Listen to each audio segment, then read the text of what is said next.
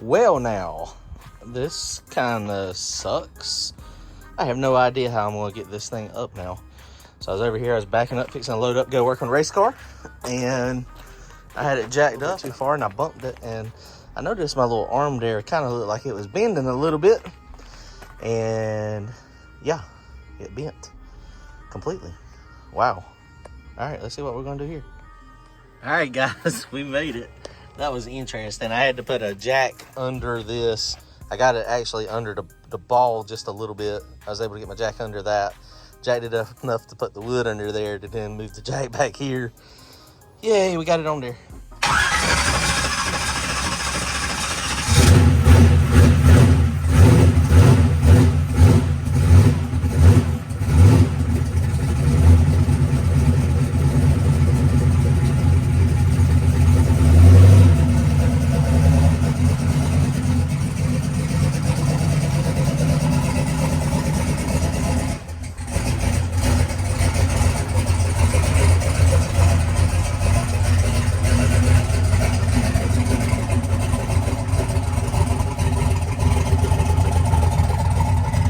What's up, guys? Welcome back to the YouTube channel. It's been a heck of a day already. I'm wondering if it was a sign not to mess with the race car, but it is what it is. We're gonna work on it. I'm over here at the shop, B&K Performance. Haven't been over here in a little while. I haven't been working on the car a lot. That's what I was just telling my buddy Mark. He was like, well, why ain't you been winning? I was like, because I ain't working on the car like I should. Working on the race car at the racetrack generally does not get you anywhere. And so that's where we're at. But we're gonna make some changes to the car today. Hopefully it's gonna be the right direction. We'll see how it goes. Go to turbojohnracing.com, grab yourself some merchandise, comment, like, and subscribe. Let me show you what we got going on. Killdozer is still alive and well. He has not been racing it because the valve train issue. It will crank up and run and race, but he's going to go ahead and change these rocker arms over. It's just a smart thing to do. I mean, it's just the way it's working out and the way it's been giving problems. We thought it was going to be okay, but it's just not. So everything's together. It is not been to the track in about a month or so, which is super hot. Hopefully he'll get this thing out. Rocker arms will be ordered probably in the next few weeks. So as soon as it's September-ish and it starts cooling down, this thing will be back out making some passes. It's gonna be awesome. What we're going to do to mine today is we're gonna snatch transmission out real fast. And I've had another Stator from Pete. When Pete was working with Hughes, I got another Stator, and it's like a radial Stator, front of the track, no prep Stator. The Stator that's in it now is more designed for the back of the track stuff. So we're gonna have about a month where we're gonna be doing mostly front of the track stuff.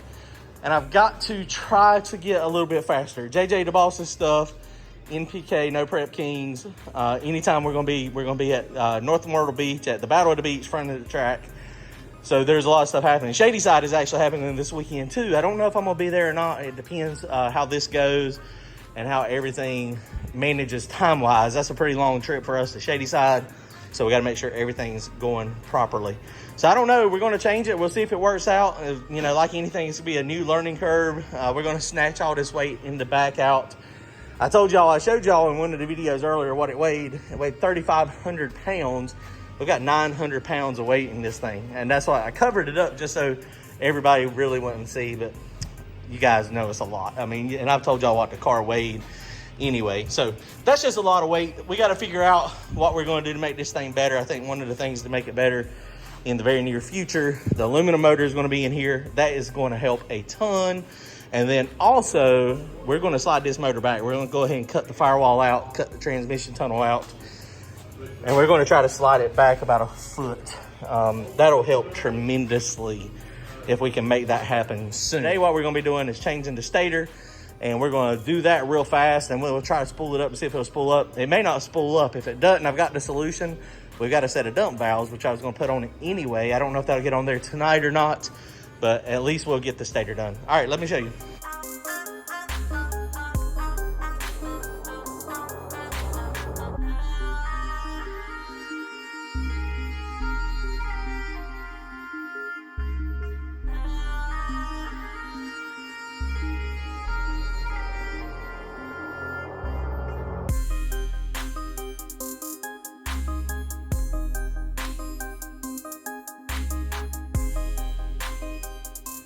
All right, guys, well, we got the transmission out. This thing, I didn't think about it. Brian reminded me. He said, I think we had the motor and transmission together when we put it in the car. He was right.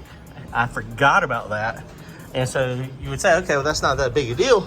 But the only problem is there's a couple of those bolts up there that we couldn't get to because of the way the mid plate and everything, the way the motor slid back. So yeah, but we finally got it out. Brian had to get a couple of those bolts out. I was just failing miserably, but we got this thing down. So now we're going to just basically pull this torque converter out. I'm not going to take the whole transmission apart. Transmission is in reasonable shape. We'll clean this up real good. This is the Hughes bolt together torque converter. So we're going to take it out and change the stator real fast. All right, guys, well, here we go. So we got the torque converter out there again. This is the Hughes bolt together. This is a stator. So now if this was not bolt together, this would be going back to the transmission company to get it out. But with this being a bolt together, we can do it ourselves. That's a lot of bolts. It's the first time I've ever taken it apart.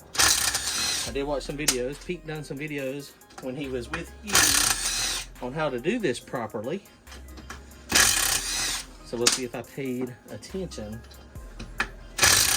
He actually done it in real time, but seems like he was running a little faster than this. So this thing can only go together one way. We got a dowel pin here and a dowel pin here. They are not perfectly across from each other, so it's impossible to put this thing on the wrong way. Now, sometimes he said it would just, look, are you kidding me? It come right off. Ain't that handy? Wow, look at that. Boy, oh boy. That is some fancy stuff. So this is the actual stator. I have no idea what I'm looking at, other than I don't know what I'm looking at.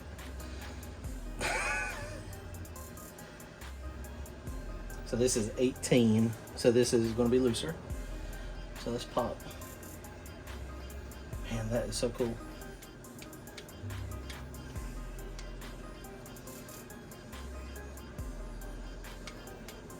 Appears to be a spragless unit here.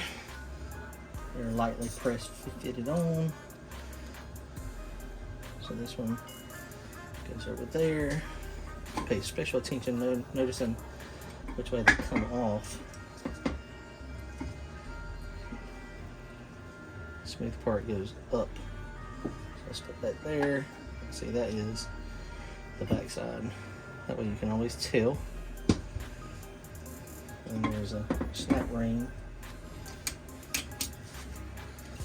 There's a snap ring. There's our little plate. So now with this, I'm going to just move this right over. So this is a spragless. I did not know. So that goes there. It goes back on there. Snap ring. All right.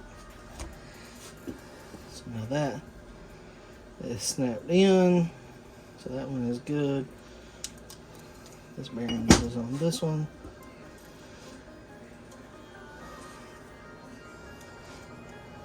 Nice and tight.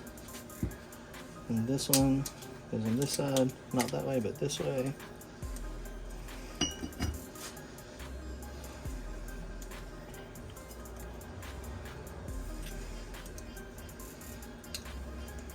Down all the way.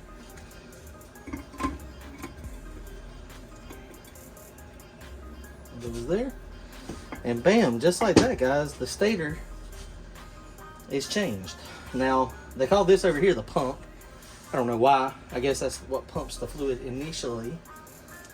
I just don't understand the whole dynamics of the way this thing, actually works, unfortunately. But, it's not I don't have to. I don't have to know how this thing works. I call my torque converter guy up, which in this case was Pete, And so Pete is going to Circle D now, but Hughes is this name brand.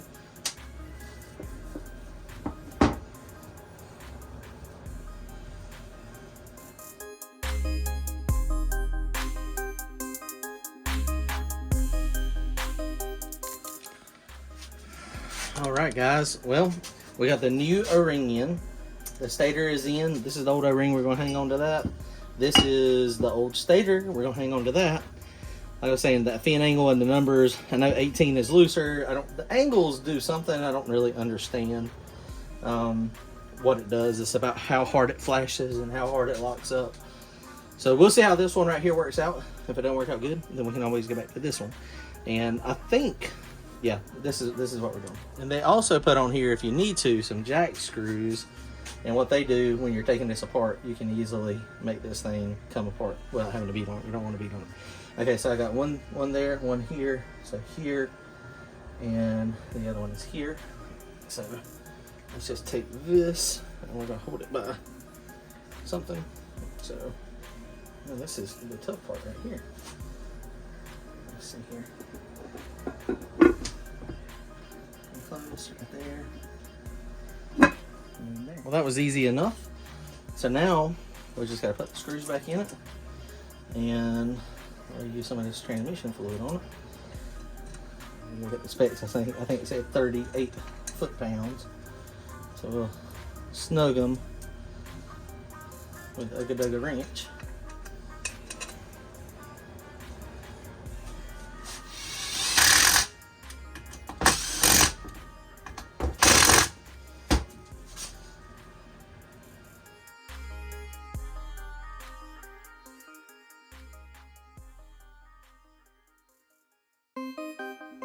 All right, guys, well, we got it all buttoned back together, got our fluid in there. We used the Castrol Blue Hydraulic Plus. You can get it from O'Reilly's 5-gallon bucket.